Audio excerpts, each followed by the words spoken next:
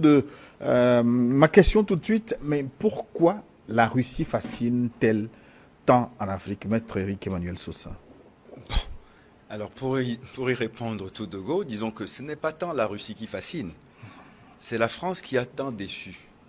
C'est surtout, voyez, le dépit amoureux des Africains vis-à-vis de la France qui fait qu'aujourd'hui, on est prêt à accepter tout sauveur potentiel, enfin sauveur avec de larges guillemets, parce que comme on dit chez nous, lorsqu'on a soif, on ne demande pas d'où vient la source de l'eau qui est étanche. Et quand il y a le feu, on n'exige pas que l'eau soit propre, l'essentiel c'est qu'il n'y ait plus d'incendie. C'est un peu ce sentiment-là que nous avons. C'est-à-dire qu'en fait, c'est pas tant le problème de la France contre la Russie, ce n'est pas la répudiation de l'ancien pour un nouveau qu'on connaît déjà trop longtemps. Souvenez-vous quand même que les rapports de la Russie avec l'Afrique ne sont pas nouveaux. La Russie a toujours, historiquement, la Russie, l'Union soviétique surtout, idéologiquement, était du côté des peuples opprimés. Et étant du côté des peuples opprimés, a considéré que les peuples colonisés étant opprimés, il fallait être du côté des opprimés, c'est-à-dire les colonisés. Donc il y avait une sympathie pro-soviétique qui était déjà très ancienne. Et il n'a pas fallu de beaucoup pour la raviver, parce qu'aujourd'hui, c'est pas une russophilie débordante que vous voyez dans les rues, mais c'est surtout le dépit. Elle est débordante, on a vu au Burkina Faso les drapeaux s'agiter un peu partout dans les rues. Attention, non. Encore que, si vous voulez, si la rue réclame, le pouvoir en place n'a pas encore fait son coming out en disant « moi je veux aller à Moscou ». Le pouvoir en place observe, le pouvoir en place a indiqué qu'il était prêt à considérer toute forme de coopération multilatérale, mais n'a jamais pointé la Russie dans son plan stratégique. Mais c'est plutôt la rue qui, on va dire, proclame la Russie comme étant le partenaire désiré. Mais désiré par qui? Il faut encore bien regarder la chose. Vous avez vu que Wagner a fait un clin d'œil au nouveau pouvoir à Ouagadougou, qui n'a pas répondu avec enthousiasme, n'a même répondu quoi que ce soit du tout. Donc vous voyez que dans tout ça, il faut regarder les choses avec énormément de circonspection et voir venir. Voir venir quoi?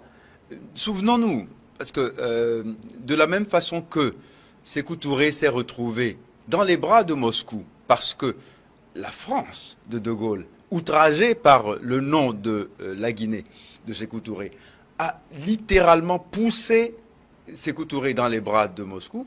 Aujourd'hui, c'est un peu un avatar historique. C'est la même chose qui se produit parce que, à force pour la France d'avoir déçu, aujourd'hui, elle est mal en point pour venir dire n'allez pas en Russie, quelles que soient les rodomontades de M. Macron à Yaoundé.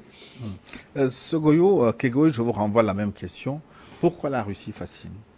Oui, moi je ne dirais même pas que la Russie fascine.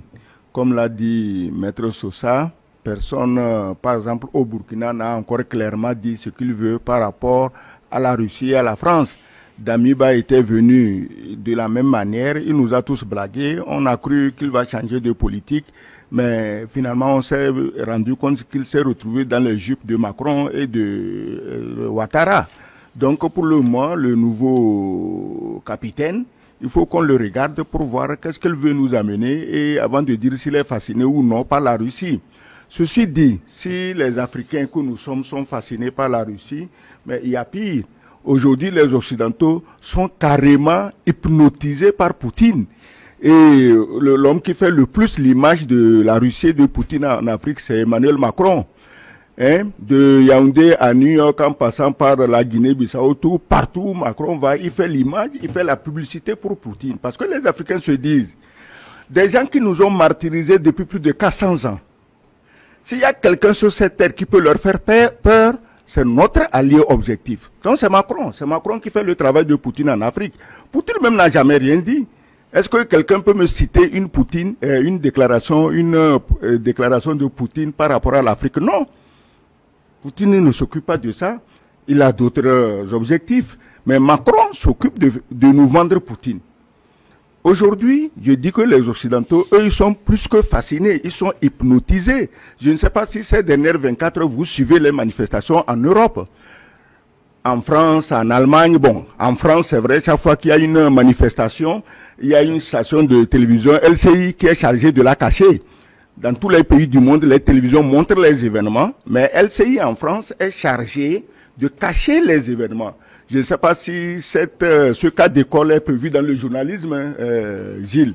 Est-ce qu'à l'école, on nous a enseigné une partie de comment cacher un événement? Moi, je ne crois pas. Je n'ai jamais suivi ce cours-là.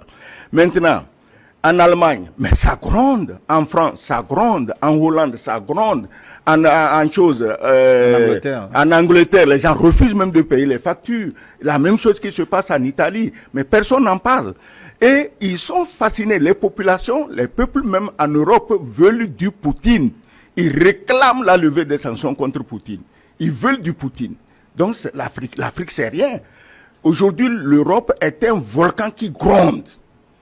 On attend la poussée finale qui va faire sauter les choses dans le, comment on appelle ça, dans le cratère, et les pays vont prendre feu. Mais c'est votre analyse de la situation quand on suit les médias. J'entends que l'Ukraine fait le brave parce qu'ils auraient pris 300 km². On nous avait annoncé 6000. Comment quelqu'un qui avait déjà pris 6000 peut pratiquer la danse du ventre parce que, bon, il vient de prendre 300 km². Vous savez, les médias occidentaux sont aujourd'hui l'arme fatale pour tuer les Occidentaux eux-mêmes. Pas nous, pas les Ukrainiens, pas les Russes. C'est l'arme fatale, les médias. Ils cachent tout. Ils ne veulent pas la vérité. Dès que Zelensky tue un lézard, on en fait un héros, un champion. Mais bon, la Russie peut avoir des percées. Et puis la Russie ne veut même pas. Est-ce que tu entends les Russes parler? Les Russes ne disent rien, ils les regardent bavarder. Les médias dont tu parles, Gilles, quels médias? Je t'ai dit ici qu'un en France dont le travail est de cacher les informations. Il y a des milliers de personnes qui marchent, on dit non, ils n'ont pas marché, on ne les a pas vus. Mais ce n'est pas LCI qui va empêcher aux Français dans les rues de Paris de voir les manifestants. Mais ça ne les gêne pas. Ils ont même la dernière fois publié une vidéo d'intoxication de Zelensky où on voit des soldats russes qui se rendent. Comme par hasard, le cadreur était là, le caméraman était là, on pose bien la caméra, on arrange la position et les soldats russes se rendent. Aucun soldat russe ne peut se rendre à des nazis. Le problème en Ukraine, c'est les nazis. Et c'était depuis le temps de Hitler que l'Ukraine était nazie. Et quand Poutine dit qu'il veut dénazifier l'Ukraine, il faut que les gens prennent ça au sérieux. Donc, la fascination pour Poutine s'impose d'elle-même. Des gens qui nous ont maltraités, volés, pillés, tués, torturés pendant plus de 400 ans, brusquement ont peur de quelqu'un. C'était inimaginable. Et un chef d'État européen, pas des moindres, notamment le président français Emmanuel Macron, fait le tour de la planète pour exprimer sa panique, sa peur panique de Poutine. Et tous ceux qui ne l'aimaient pas disent « Alléluia, on a trouvé un sauveur ». Poutine n'est pas un sauveur, c'est Macron qui veut en faire un sauveur, pas nous. Oui. Maître Eric et Manuel Sosa, vous avez écouté Kegeou et Segoyou. Pour lui, c'est la France qui fait quelque peu la publicité de Poutine en Afrique. On a entendu, il est vrai, le président français accusé Poutine plusieurs fois d'être le nouveau colonisateur du continent. Lors de sa dernière tournée en Afrique, il a consacré beaucoup de temps